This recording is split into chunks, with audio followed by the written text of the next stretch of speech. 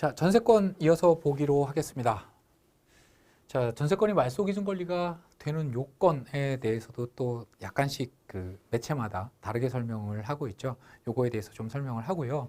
말소 기준 권리에 대한 또 좀 정의 내지는 또 문제점, 그다음에 권리 분석의 기본적인 법리에 대해서 이번 시간에 한꺼번에 좀 다뤄보도록 하겠습니다. 제가 전 시간에도 말씀드렸습니다만 이 말소 기준 권리라는 것은 법률적으로 전혀 근거가 없는 이론이에요. 요거는 뭐 저처럼 강의하는 사람, 책 쓰는 사람 이런 사람들이 좀 부동산에 대한 권리 분석을 좀 단순화시켜서 수강생들이 또 독자들이 그 쉽게 이해할 수 있게끔 편법을 만든 건데요.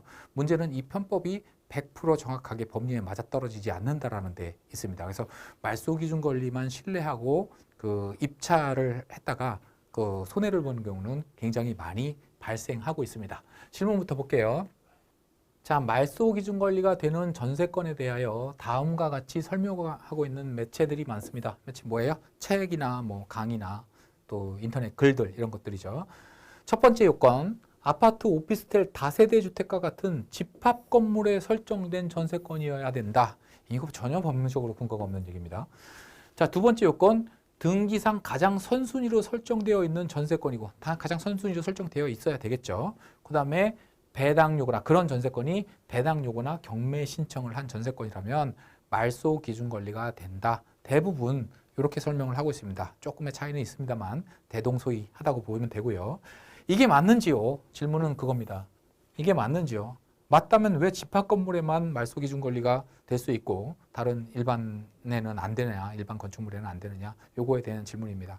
이 질문에 대한 답을 드리기 전에요. 일단 말소 기준 권리부터 좀 보고 넘어갈게요.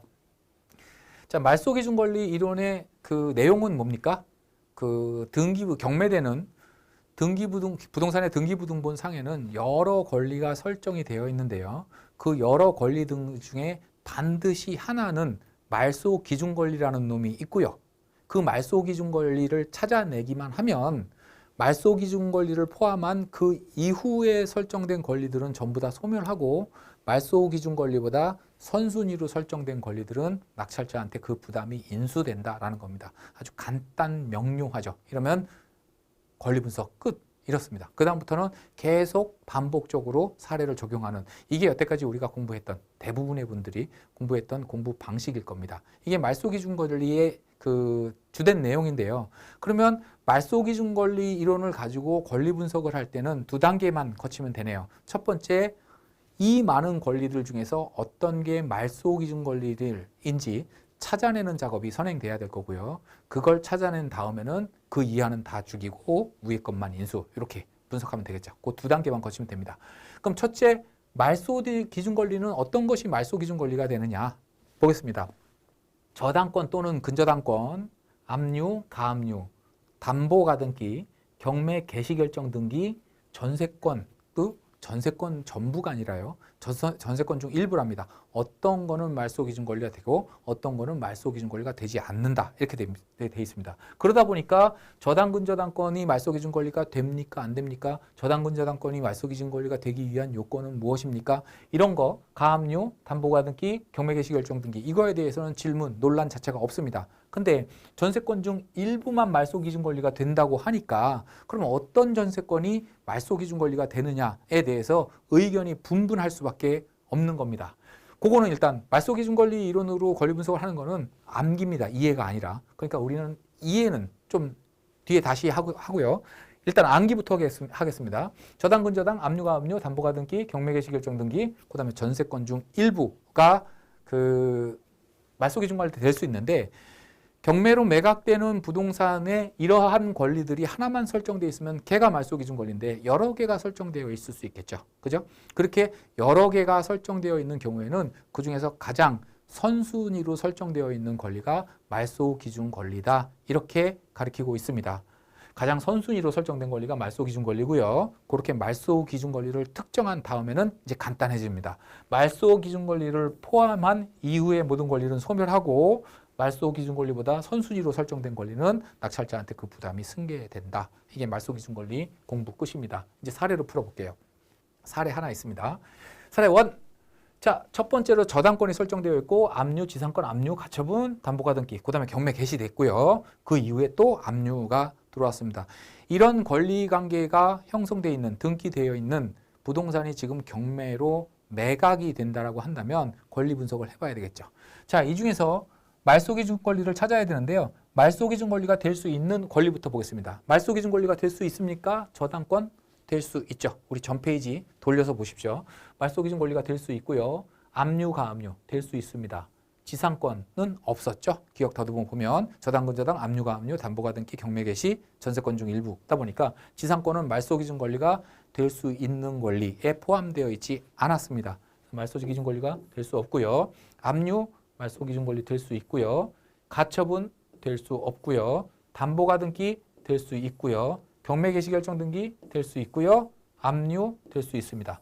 자, 그러면 이 경매 사건에서 지금 말소 기준 권리가 될 수 있는 권리는 하나, 둘, 셋, 넷, 다섯, 여섯, 무려 6개나 있네요. 이렇게 2개 이상의 말소 기준 권리가 될 수 있는 권리가 설정되어 있는 경우는요. 뭐가 말소 기준 권리다? 이것들 중에서 가장 빠른 거. 그래서 요 근저당권이 말소 기준 권리가 되고요. 요 말소 기준 권리를 포함한 이후의 권리는 모두 소멸. 그죠? 요 말소 기준 권리보다 선순위로 설정된 거는 인수되는데요. 지금 이 경매 사건에서 이 근저당권보다 선순위로 설정된 권리가 있나요? 없죠. 그죠? 그래서 이 경매 사건은 낙찰 받더라도 낙찰자한테 부담이 승계되는 권리가 아무것도 없다. 고로 안전한 사건이다. 낙찰 받아도 된다. 이 얘기입니다. 두 번째 사례 한번 볼게요. 같은 그 논리로 풀어보겠습니다. 자, 지상권, 말소 기준 권리가 될 수 있었나요? 될 수 없었죠. 될 수 없었고요. 가압류, 말소 기준 권리가 될 수 있는 권리 중에 하나였습니다. 저당권 마찬가지고요. 압류, 말소 기준 권리 될 수 있고요. 담보가 등기 될 수 있고요. 가처분은 말소 기준 권리가 될 수 없고요. 가압류 될 수 있고 경매 개시 결정 등기 될 수 있습니다. 여기서 순서만 바꿔놓은 거예요. 자, 이 사건에도 역시 말소 기준 권리가 될 수 있는 권리는 하나, 둘, 셋, 넷, 다섯, 6개가 있습니다. 이런 경우에는 가장 선순위로 설정된 게 말소 기준 권리라고 배웠고요. 요것이 이 순위에 있는 가압류가 말소 기준 권리가 됩니다. 자, 이렇게 말소 기준 권리를 찾았으니까요. 그죠? 말소 기준 권리를 찾았으니까 이후에 권리들은 다 소멸하고요. 그다음에 이거보다 선순위는 인수되는데 선순위로 요 지상권이 설정되어 있죠. 그래서 요 지상권은 낙찰자한테 그 부담이 승계된다. 그래서 이 지상권의 부담만큼 저감된 가격으로 낙찰을 받거나 아니면 입찰 자체를 포기해야 된다. 이겁니다. 권리 분석의 기본적인 내용이 이거예요. 자, 근데 이 말소 기준 권리는 제가 문제가 많은 권리라고 했죠. 그죠? 그래서 이제는 권리 분석의 기본 원리를 한번 좀 보자고요. 기본 원리. 이런 편법 말고요. 물론 말소 기준 권리가 전체 사건이 뭐 한 20건이라고 한다면 그중에 한 19건 정도는 맞아 들어가요. 근데 나머지 한 건은 말소 기준 권리가 맞아 들어가지 않고요. 말소 기준 권리 이론으로만 권리 분석을 공부하신 분들이 계속 하다 보면 확률적으로 사고가 안 날 확률이 있지만 계속 하다 보면 언젠가는 한번 크게 걸립니다. 문제가 되기 때문에요. 기본적인 법리는 반드시 알아두셔야 됩니다. 자, 말소 기준 권리 이론 완전히 다 지우고요. 경매의 기초부터 들어가겠습니다. 자, 경매는 뭐예요? 경매? 부동산을 환가하는 절차입니다. 매각해서 돈으로 만드는 절차죠. 그죠? 근데 이게 소유자, 그 부동산의 소유자의 의사대로 매각을 하는 게 아니라요. 소유자는 팔고 싶은 생각이 전혀 없는데 법에 의해서 소유자의 의사에 반해서 강제로 그 주택을 팔아버려요. 남의 집을 막 팔아버립니다. 그 팔아버리는 이유가 뭐예요? 채권자들한테 돈 주기 위해서 그런 겁니다. 당연히 알고 계신 내용이죠. 그죠? 내가 저 친구한테 받을 돈이 있습니다. 근데 이 친구가 나한테 돈을 줘야 되는데 안 주니까 나는 법원에 신청을 하는 거잖아요. 얘 집을 팔아서 내 채권을 만족시켜 주세요. 그죠? 그러니까 결국에는 경매라는 거는 그 궁극적인 목적은 채무 변제에 있긴 합니다만 그 경매 절차만으로 봤을 때는 환가 절차라고 얘기를 합니다. 환가. 돈으로 만들 수 있다. 결국에는 돈을 만드는 거죠. 돈을 만드는 절차다. 이건 굉장히 중요한 의미를 갖습니다. 왜 그러냐 하면요. 경매 절차가 돈 만드는 절차다 보니까 경매 절차에서 여러 채권자 중에서 경매 절차로 만족시켜 줄 수 있는 채권자는 금전을 목적으로 한 채권자밖에는 없다라는 얘기입니다. 우리가 채권은 그러면 다 돈으로 알고 계신 분들이 많아요. 내가 저 친구한테 난 채권이 있어. 그러면 아, 받을 돈이 있나 보다 이렇게 생각하죠. 아, 내가 저 친구한테 채무가 있어. 그러면 아, 줄 돈이 있나 보다 이렇게 생각하죠. 근데 채권이라는 거는 반드시 금전 또는 금전으로 환산할 수 있는 것만을 채권의 목적으로 하지는 않고요. 어떠한 행위를 청구할 수도 있습니다. 예를 들어 볼게요. 주택이 있습니다. A 소유의 주택이에요. 근데 요거를 B한테 매매를 합니다. 그러면 매매 계약이 체결되게 되고요. 그 계약에 의해서 어떤 채권과 채무가 발생을 하는데요. 우리는 매매는 대표적인 쌍무계약 중에 하나라고 얘기를 합니다. 쌍무계약이라는 건 뭐냐면 쌍방 양쪽에 다 의무가 채무가 발생하는 계약이다. 한쪽에서 일방적인 채권이 발생하고 반대쪽에서 상대방이 일방적으로 채무가 발생되는 것이 아니라 쌍무계약 양쪽에 다 채권과 채무가 발생한다. 이렇게 얘기를 합니다. 자, 그러면 요 매매 계약에 의해서 둘 다 채권을 취득하는데요. 또 그 상대방으로서 채무도 지게 되죠. A 입장에서는 B한테 갖는 채권이 뭔가요? 매매 계약으로 발생한 취득한 A의 채권은 뭐예요? 매매 대금 지급 청구권이죠. 그죠? 자, 네가 내 집을 사기로 했으니까 이 주택 매매 대금을 나한테 내놔 할 수 있는 채권이 발생합니다. 이거는 금전 맞죠? 돈 달라는 얘기입니다. 지금. 근데 반대로 B도 이 매매 계약으로 인해서 일정한 채권이 발생합니다. 그 채권은 뭐냐 하면요. A한테 이 주택의 소유권 이전 나한테 넘겨줘. 이거죠. 내가 너한테 집을 샀으니까 너는 나한테 소유권을 넘겨줘야 돼. 이겁니다. 그래서 소유권을 넘기는 행위와 매매대금을 지급하는 행위는 서로 동시이행의 관계에 있다고 해서요. 서로 동시에 진행을 하는 거긴 합니다만 어찌됐든 청구권이 이렇게 생겼는데 이때 B가 갖고 있는 소유권 이전 등기 청구권이라는 거는 지금 돈 달라는 얘기가 아니잖아요. 그죠?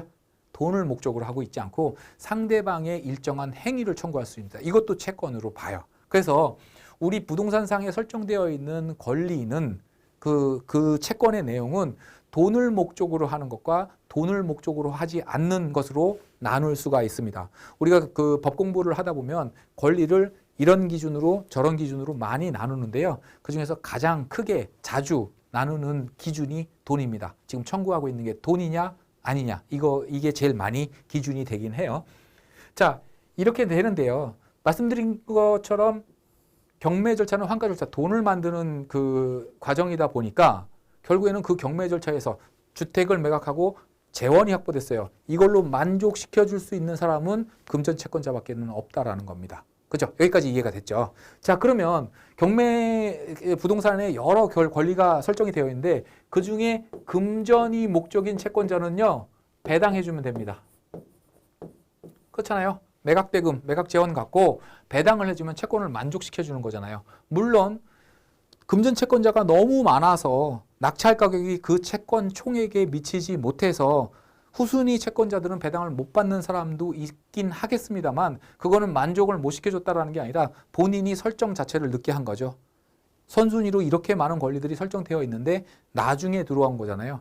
근데 배당의 자격 자체가 없는 건 아니잖아요. 그죠? 배당의 자격을 줌으로 인해서 만족이 되고요. 권리가 만족이 되면 소멸시켜야겠죠. 그죠? 경매 절차에서 만족시켜주고 그거를 낙찰자한테 인수시켜가지고 인수시킨다는 얘기는 뭐예요? 또 한 번 행사할 수 있게 만들어주는 거잖아요. 그죠? 그러다 보니까 여기서 경매 절차에서 행사하고 낙찰자한테 행사하고 이러면 자기의 권리를 두 번 행사하는 거잖아요. 오히려 부당이득이 발생해서 허용될 수 없습니다. 그래서 금전을 목적으로 하는 채권은 무조건 소멸되고요. 금전을 목적으로 하지 않는 채권들 어떤 것이 있나요? 지상권. 남의 토지 위에 건물을 소유할 수 있는 권리입니다. 그러니까 내가 이 토지에 대해서 그 지상권을 가지고 있다라고 한다면 그 지상권 소유자, 토지 소유자가 나가라 하는 방해를 받지 않을 권리가 있는 거예요. 그 위에 내가 건물을 질 수 있는 거고요. 그다음에 또 뭐 지역권, 남의 토지를 내 토지에 그 편익에 사용되는 권리, 또 뭐 가처분 등기가 돼 있다. 이건 뭐 권리가 아니라 보존 처분이라고 보긴 합니다만 가처분 등기가 돼 있다라고 한다는 거는 이 부동산의 현상을 동결시켜 놓는 절차일 뿐이지 그걸 갖고 돈 내나 하는 권리는 아니에요. 이런 것들은 돈이 목적이 아니다 보니까 경매 절차에서 만족시켜 줄 수 있는 방법이 없고요. 만족을 못 시켜주니까 인수시켜야 되는 겁니다. 법이 야 이럴 때는 지상권 설정해, 이럴 때는 지역권 설정해, 이럴 때는 뭐 가처분 집행해 이렇게 만들어 놓고 그 법을 신뢰하고 그렇게 등기를 해놨는데 경매됐다고 만족도 못 시켜주면서 그냥 소멸시키겠대요. 그러면 그런 권리는 뭐하러 만들어 놨습니까? 그죠? 그래서 기본적인 원칙은 그거예요. 경매 절차에서 돈이 목적인 권리는 소멸, 돈이 목적이 아닌 권리는 인수. 이게 기본적인 겁니다. 근데 문제가 발생합니다. 어떤 문제가 발생하냐면요. 그 선순위로 돈이 목적인 권리가 있고요. 그 다음에 2순위로 행위가 목적인 돈이 아닌 채권이 있습니다. 이렇게 순서대로 1순위, 2순위로 설정이 돼 있어요. 자, 이럴 때 지금까지 설명했던 논리대로 이 돈은 만족시켜줄 수 있으니까 소멸시키고요. 돈이 아닌 채권은 만족시켜줄 수 없으니까 인수시킨다고 볼게요.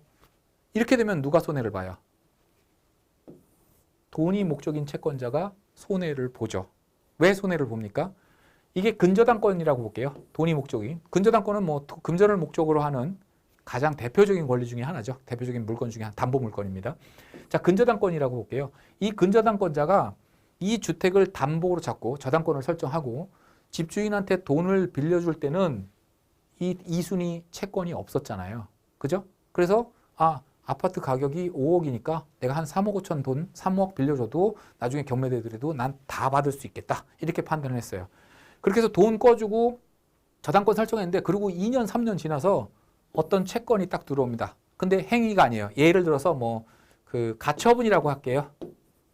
가처분이 딱 들어옵니다. 근데 이 가처분은 금전을 목적으로 하는 채권이 아니기 때문에 인수시킨다고 한다면 낙찰자들은 이 가처분 때문에 입찰을 안 하겠죠. 아니면 가처분의 부담만큼 낮은 금액으로 입찰을 하겠죠. 이렇게 되면 1순위 근저당권자한테 배당해줄 재원을 확보하는 데 상당한 장애가 발생을 하는 겁니다. 낙찰이 안 된다는 얘기죠. 아니면 아주 낮은 가격에 낙찰되거나. 그러면 얘가 선의의 피해를 보죠. 불측의 피해를 보는 겁니다. 그래서 얘를 보호해주기 위해서 선순위 돈이 목적인 권리를 보호해주기 위해서 이 가처분은 본질적으로 인수되는 권리인데도 불구하고 얘를 보호해주기 위해서 소멸시킬 수밖에 없는 겁니다.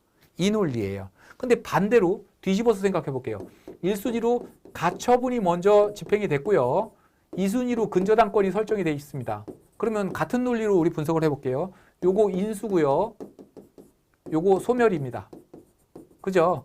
자, 이렇게 됐을 때 본질적으로는 그렇죠. 이건 돈이 목적이 아니니까 인수, 돈이 목적이니까 소멸입니다. 본질적으로 이렇게 되는데 이대로 끝났을 때 누가 손해를 보나요? 손해보는 사람이 없다고 보는 겁니다. 야, 이 저당권자는 배당 재원이 많이 확보돼야 자기 채권을 만족할 수 있는 가능성이 그만큼 커집니다. 근데 가처분이 인수된다니까 아무도 입찰을 하지 않겠죠. 아니면 많이 낮은 금액으로 입찰을 하거나. 그죠? 그랬을 때 피해를 보는 거 아니냐. 피해는 맞습니다만 뭐는 아니다. 불측의 피해는 아니다. 불측이 아니니까 예측 가능했다라는 거죠. 어떻게 가능했어요? 돈을 빌려줄 당시에 이미 가처분이 등기상에 집행돼 있었잖아요. 그걸 보고도 돈을 빌려줬다? 그럼 못 받아도 네 탓이야. 이렇게 되는 겁니다. 이해되시죠? 그래서 첫 번째 나눠서 생각해야 될 게 첫 번째 원칙, 돈이 목적인 권리로 무조건 서면 돈이 목적이 아닌 권리는 인수. 이게 첫 번째고요. 그 첫 번째 원칙을 적용했을 때 누군가 불측의 피해를 보면 어쩔 수 없이 소멸. 이렇게 가는 겁니다. 그러면 우리 말소기준 권리로 공부했던 요 사례들을 다시 한번 볼게요. 자, 근저당권 왜 설정해요? 요거 돈입니다. 그죠? 돈 받으려고 하는 거예요. 가압류 왜 해요? 근저당권을 설정 안 하고 돈을 빌려줬는데 믿었던 친구가 돈을 안 갚아요. 그럼 가압류 하잖아요. 요거 돈입니다. 지상권은 설명드렸죠? 남의 토지 위에 내가 건물을 소유하기 위한 거거든요. 요거는 돈이 아닙니다. 그죠? 압류 돈이고요. 가처분 돈이 아닙니다. 부동산의 현상을 동결시켜 놓는 절차라고 말씀드렸죠. 담보가등기, 소유권 가등기는 원래 소유권 이전 청구권을 담보하기 위한 건데요. 확보하기 위한 건데 요거를 편법으로 쓰기 시작합니다. 돈 꺼주고 저당권 설정 안 하고 가등기를 설정을 하는 거예요. 요건 가등기 시간에 따로 기회가 있으면 말씀드리도록 하고요. 어찌됐든 소유권 이전 청구권 가등기는 돈이 목적이 아닌데 그걸 갖고 돈이 목적인 권리로 쓰다 보니까 우리 가등기 담보 등에 관한 법률에서 야, 담보 금전채권을 담보하기 위해서 설정한 소유권 가등기는 담보가등기라고 칭해서 이거는 저당권으로 보겠다. 딱 규정을 해버렸습니다. 그래서 담보가등기라고 한다면 이건 돈이 목적인 권리가 맞고요. 경매 개시 결정, 경매 신청 왜 해요? 받을 돈이 있는데 안 주니까 경매 신청하는 거잖아요. 이것도 돈이 목적. 압류도 돈이 목적입니다. 자, 이렇게 분석을 했어요. 자, 저당권, 근저당권은 돈이 목적이니까 그 자체로 소멸이죠. 돈이 목적인 건 만족시켜 줄 수 있다고 그랬잖아요. 가압류 돈이 목적이니까 소멸입니다. 지상권 돈이 목적이 아니기 때문에 인수되는 게 맞습니다. 인수되는 게 맞는데 얘 인수시키면 누가 피해를 봐요? 얘네들이 피해를 보잖아요. 왜냐하면 저당권 또 가압류 이거를 등기할 당시에는 지상권이 없었어요. 그죠? 그래서 이 부동산의 환가대금에서 내가 배당을 받는데 전혀 문제가 없겠구나라고 판단을 했는데 그러고 나중에 들어온 지상권이 인수됨으로 인해 가지고 낙찰이 안 된다? 또 낙찰가가 떨어진다 그러면 얘네들이 피해를 보잖아요. 배당받을 재원이 그만큼 줄어드는 거니까. 그래서 얘네를 보호하기 위해서 원래는 인수되는 본질을 갖고 있지만 지상권은 얘네들을 보호하기 위해서 소멸되는 겁니다. 압류는 돈이 목적인 권리니까 그 자체로 소멸. 가처분 돈이 목적이 아니니까 인수인데 얘 인수시키면 얘가 손해를 보죠. 그죠? 그래서 어쩔 수 없이 얘도 소멸. 담보가등기 돈이 목적이니까 그 자체로 소멸. 돈이니까 다 자체로 소멸입니다. 그럼 이 경매 사건에서 인수되는 권리 있나요? 없죠. 그래서 받아도 안전한 사건입니다. 이렇게 분석하는 거고요. 사례 두 번째로 가볼게요. 요거 돈이 아닙니다. 요거 돈이고요. 돈이 아니고요. 돈 이렇게 됩니다. 그래서 돈이 목적인 권리들은 그 자체로 소멸이고요. 본질적으로 소멸이고요. 얘네들은 돈이 아닌 권리 얘하고 얘가 있는데 일단 얘부터 보면요. 가처분은 돈이 아니기 때문에 인수시키는 거에 맞고요. 인수시키면 누가 손해를 봐요? 얘네들이 손해를 보잖아요. 그죠? 얘네들이 등기할 때는 가처분이 없었어요. 근데 나중에 생긴 애 때문에 내 배당 재원이 줄어든다? 이거는 불축의 피해를 보기 때문에요.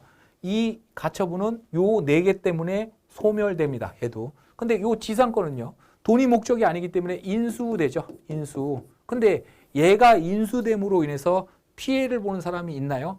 딱 피해만 본다고 한다면 있죠. 이 지상권이 인수되니까 낙찰이 안 되거나 굉장히 낮은 금액으로 낙찰될 거고요. 그렇다고 한다면 한테 줄 배당 재원을 확보하는데 장애가 발생한다는 얘기입니다. 그러나 그 피해가 불축의 피해라고 볼 수는 없죠. 왜냐하면 가압류 집행할 당시에 이미 지상권이 있었습니다. 이거 보고도 가압류 집행한 거고요. 근저당권 설정할 당시에 이미 지상권이 있었습니다.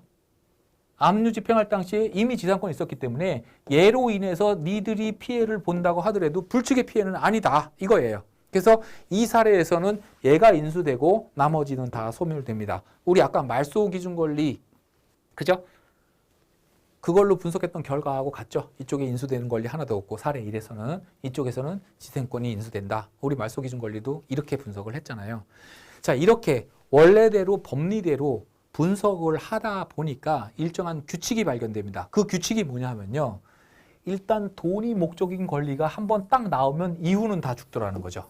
여기도 돈이 목적이 아닌데 돈이 목적인 권리가 일단 딱 등장을 하면 이후는 다 죽더라는 거죠. 그 조건이 인수되고. 여기서 나온 겁니다. 말소기준 권리가. 그래서 앞으로 다시 돌아가 보면요. 우리 그 말소기준 권리가 될 수 있는 권리예요.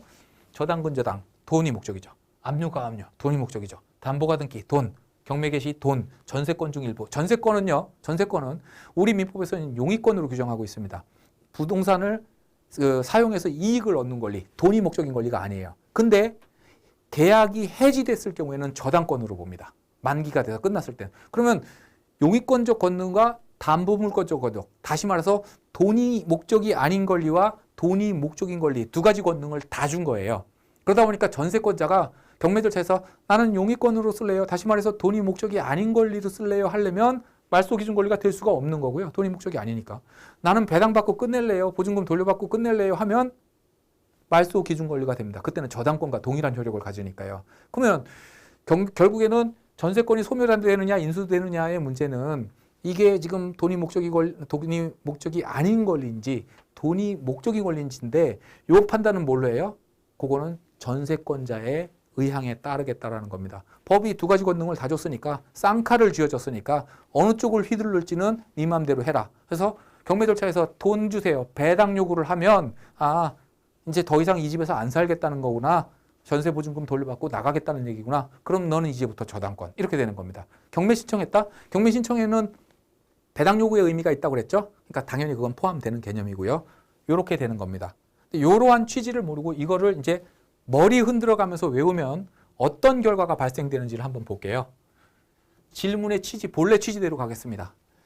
자, 우선 담보권이 있고 용의권이 있습니다. 담보권은 금전을 담보하기 위해서 우리 그 담보 제공했다 이러면 누가 돈 꾸는데 물건으로 저당 잡힌 거잖아요. 그죠? 담보권, 금전을 목적으로 하는 거. 우리 민법에서 얘기하고 있는 담보 물건은 뭐가 있어요? 유치권, 질권, 저당권 이런 게 있고요.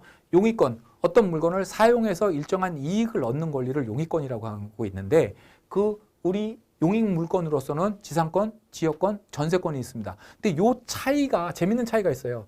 지분에 대한 설정. 예를 들어서 아파트를 남편과 부인이 공동 2분의 1씩 소유하고 있어요. 이때 담보권은 남편 지분에 대해서만 저당권을 설정할 수 있습니다. 부인 거는 빼고요. 남편 지분에만 저당권 설정할 수 있습니다. 둘 다에도 설정할 수 있고 부인 거에만도 설정할 수 있습니다. 그러나 용의권은 남편 지분에 대해서만 전세권 설정 이거 안 됩니다. 왜냐하면 사용해서 이익을 얻는 권리다 보니까 남편 지분 전체 소유권의 2분의 1만 내가 사용한다? 그 2분의 1 물리적인 2분의 1이 아니거든요. 전체 소유권 중에 권리의 2분의 1인데 남편의 지분만 내가 사용한다? 안 되죠. 그래서 용의권은 지분에 대한 설정이 불가능합니다. 담보권은 가능한 반면 반대로 물리적인 일부, 예를 들어서 다가구 주택 같은 경우 있죠. 이런 경우 4층에 주인이 살고 1, 2, 3층은 세를 논다. 근데 이게 등기상으로 하나로 돼 있다. 그러면 이걸 다가구 주택이라고 얘기를 하는데 내가 빌리는 거는 3층만 빌릴 수 있죠. 임차인 입장에서는. 그죠? 우리 원룸 주택 생각해 보자고요. 원룸이 20개 있는 원룸 주택. 거기에 주인하고 내가 임대차 계약을 체결하고 303호를 들어갔어요. 그러면 나한테 권리가 있는 내가 사용해서 이익을 얻을 수 있는 들어가서 살 수 있는 부분은 303호에 국한되잖아요. 303호 임차했다고 해서 101호 가서 막 잠자고 이러면 안 되잖아요. 그죠? 그래서 물리적으로 담보권은 설정이 불가능하지만 물리적 일부에 대해서 용의권은 가능해요. 요 차이가 있습니다. 요 차이가. 이게 아주 중요한 의미를 가져요. 무슨 거냐? 사례를 볼게요. 자, 다가구 주택입니다. 이 다세대 주택은 우리 빌라가 다세대 주택으로 대변되죠. 다세대 주택은 요 101호부터 402호까지 8개 호실이 각각 별도의 소유권의 객체가 됩니다. 무슨 얘기냐면 각각 등기부가 다 따로 있어요. 이게 물리적으로 붙어 있을 뿐이지 전혀 다른 재산권이에요. 근데 다가구 주택이라는 거는 이 전체 소유권이 집주인 한 사람한테 있는 겁니다. 다만 독립적으로 가사생활이 가능하게끔 세놓으려고 독립적으로 가사생활이 가능하게끔 구조를 그렇게 만들었을 뿐이지 이 부동산은 하나예요. 하나. 자, 여기에 301호에 갑이 입주를 합니다. 세입자로 들어와요. 근데 갑이 저는 주민등록을 좀 왔다 갔다 할 필요가 있어서요. 임차권 주택임대차보호법상의 대항력으로 제 권리를 확보하는 건 좀 위험하고요. 전세권 설정 등기를 좀 해주세요. 라고 얘기를 합니다. 그랬더니 집주인이 그럽시다. 어차피 전세 들어와서 전세권 설정한다는데 해서 전세권 등기를 해줍니다. 그래서 1순위로 301호에 갑이 전세권 설정 등기를 합니다.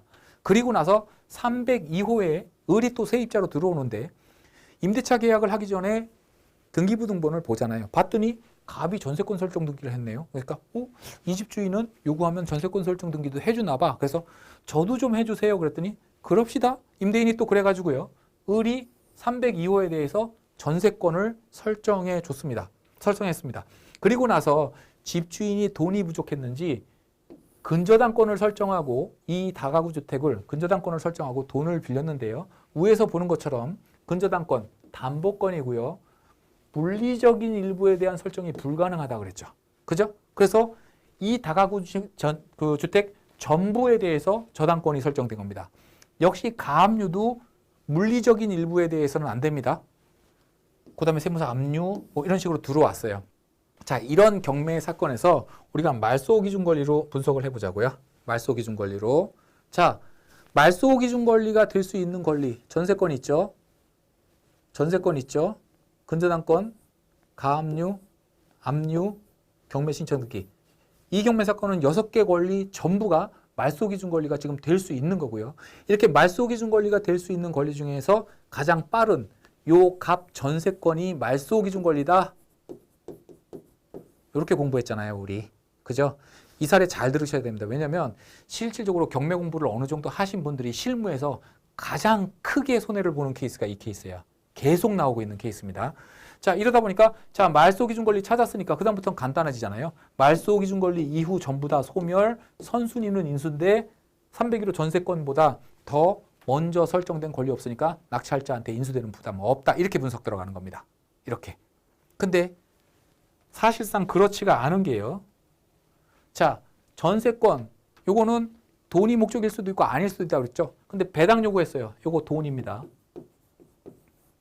전세권 돈이 목적일 수도 있고 아닐 수도 있다고 그랬어요. 근데 배당 요구 안 했습니다. 그럼 요거 돈이 아닙니다. 목적이. 지금 근저당권 돈이고요. 나머지 다 돈입니다. 그죠? 자, 그러면 돈이 목적인 권리는 그 자체로 소멸이라고 그랬어요. 그 자체로 소멸이고요. 302호 전세권은 배당 요구를 안 했기 때문에 돈이 목적이 아닌 권리인데 얘는 인수됩니다. 그러면 인수되는데 얘를 인수시킴으로 인해서 누군가 손해를 보면 안 된다고 그랬죠. 누군가 손해를 보면. 이랬을 때 얘를 인수시키면 얘가 손해보는 거 아니냐. 얘가 전세권을 설정할 당시에는 이 전세권은 없었으니까 나중에 들어온 애 때문에 얘가 손해를 보면 안 되는 거 아니냐. 이 논리가 적용이 되는데요. 그렇지가 않습니다. 왜냐하면 301호 전세권의 효력은 여기에 미치는 거고요. 302호 전세권의 효력은 여기에 미치는 겁니다. 우리 부동산상에서 인수와 소멸을 따질 때 있어서는요. 하나의 부동산에 여러 개의 권리가 설정돼 있고 그 효력 범위가 중첩되는 가운데 얘를 인정해주면 얘가 손해를 보고 얘를 인정해주면 얘가 손해를 보는 경우 그때 누구를 먼저 인정해 줄 것이냐에 대한 판단이 결국엔 권리 분석입니다. 근데 301호 전세권과 302호 전세권은 효력 범위가 단 1도 충돌하지 않습니다. 따라서 301호 효력 범위가 서로 충돌하지 않는 301호 전세권 때문에 302호 전세권이 본질적으로 인수되는데도 불구하고 소멸돼야 된다? 이거 불합리하다라는 겁니다. 이거 불합리하다는 거예요. 그래서 이 권리 분석의 결과는요. 어떻게 나오냐면요. 요거 소멸이고요. 요거 인수고요. 소멸, 소멸, 소멸, 소멸. 이게 권리 분석의 정답입니다. 자, 그렇다고 한다면 이 경매 사건에서 말소 기준 권리는 뭔가요? 얘인가요? 얘? 얘라고 한다면 얘 이후에 다 소멸돼야 되는데 얘 인수되잖아요. 그럼 얘 말소 기준 권리 아니네요. 그죠? 얘는 자체적으로 인수되니까 말소 기준 권리가 아니고요. 그럼 얘인가요? 얘는 얘가 말소 기준 권리라고 한다면 이후의 권리 다 소멸되는 건 맞는데요.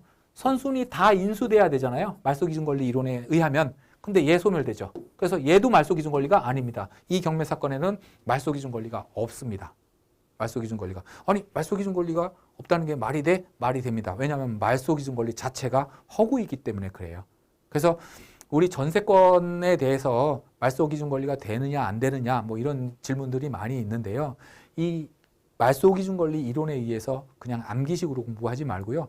말소 기준 권리가 태어난 배경 그리고 이 경매 사건에서 뭐 본질적으로 인수와 소멸을 먼저 판단하고요. 얘가 인수됨으로 인해서 누군가 피해를 보는지 안 보는지 이거에 대한 분석이 따라 들어가 줘야 돼요. 이렇게 공부를 하셔야 흔치 않은 경우에 대처가 가능합니다. 많이 복잡한 얘기인데요. 수차 반복해서 이 부분만큼은 여러분들이 반드시 이해를 하고 다음 단계로 넘어가 주시길 바랍니다.